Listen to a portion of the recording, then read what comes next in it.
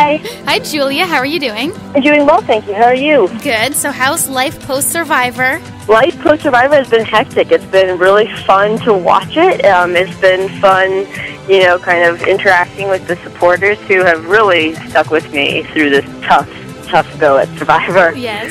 Good. So it's been fun. So in real life, you are a race car driver, which means I'm sure you kind of live life on the edge, but in the game of Survivor, it kind of almost seemed like you were holding back a little bit. Was that part of your strategy? Yeah, so initially, people who are really loud off the bat tend to be voted off quickly. And so the idea was to really kind of play under the radar at first.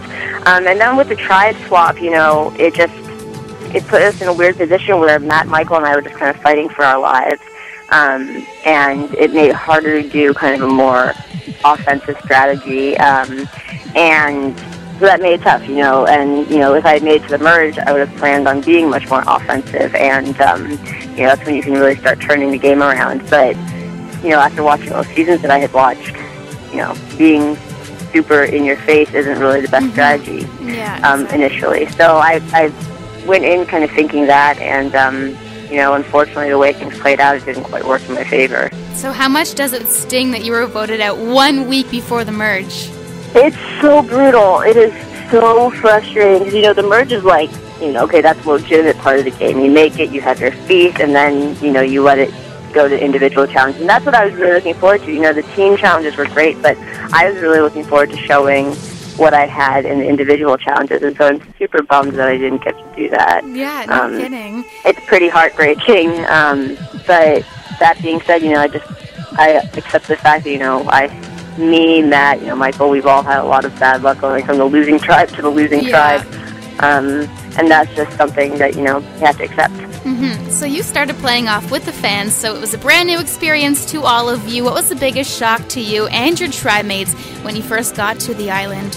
I think the whole water situation and how little water you were able to drink really hit us all over the head pretty aggressively. And, also, we had a pretty smooth system in terms of getting things working around camp, but just being stuck with the same people 24/7 really began to take its toll, especially with Shamar. And then, it got really rough, and I think that we were really having to deal with that, and just like getting through all the bumps of being new Survivor players put us at a huge disadvantage against the favorites because they've all done this before. So it didn't seem like a fair battle to me when, I realized it was fans versus favorites, but at the same time, I still got a chance to play Survivor, so that's pretty cool. Yeah, exactly. So unfortunately, your original tribe fell short in pretty much every challenge, and then, like you said, you had to go back to camp and listen to Shamar.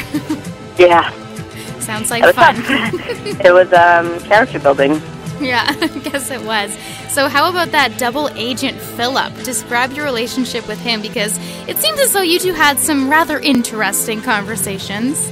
Yeah, Phil pulled me aside and took me under his wing, and it was just, his whole demeanor was a little strange, and, at first I wanted to hear what he had to say, but then his actions thereafter didn't really, sync up with what he was saying, and I didn't get the sense that he was actually serious about taking me to the end, and, he was pretty insulting to live with a bunch of the time, and so that's when, I decided, okay, everyone is getting tired of Philip, and I try to act on their emotional response and be like, okay, let's vote him out. Let's make a big move. Let's really switch up the game.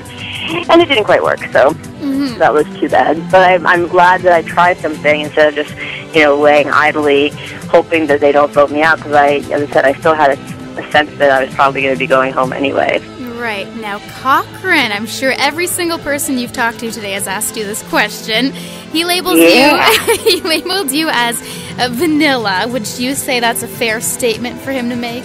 Oh, I don't think that's a fair statement at all to make. I mean, you can't do much about the edit that you see, but at the same time, it's just interesting coming from Cochrane because, he's not the most engaging person on the island either. And, I thought that we had gotten along pretty well, and, everyone here at school was just shocked to hear that was his monologue.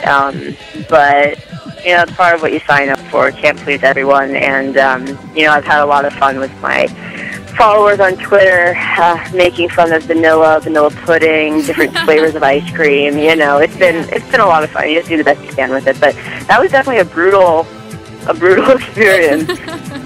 I bet you it was hard for you to watch. it was definitely a little difficult to watch. So but then again, that made me stronger, so it's okay. There you go. So last question then, who do you want to see win? I'd love to see Michael win. Fellow New Yorker, I thought he played the game super well, and of all the fans that had the really awful luck, he's made it the farthest, and so I didn't get to meet some of the favorites, and I wasn't super close with the people on the new Go-To tribes, and certainly not super fond of the favorites on the new The Call, so I'm hoping Michael makes it. Awesome. Well, thanks for joining me today on myFM, Julia, and good luck with racing. Thank you. Bye-bye. Bye.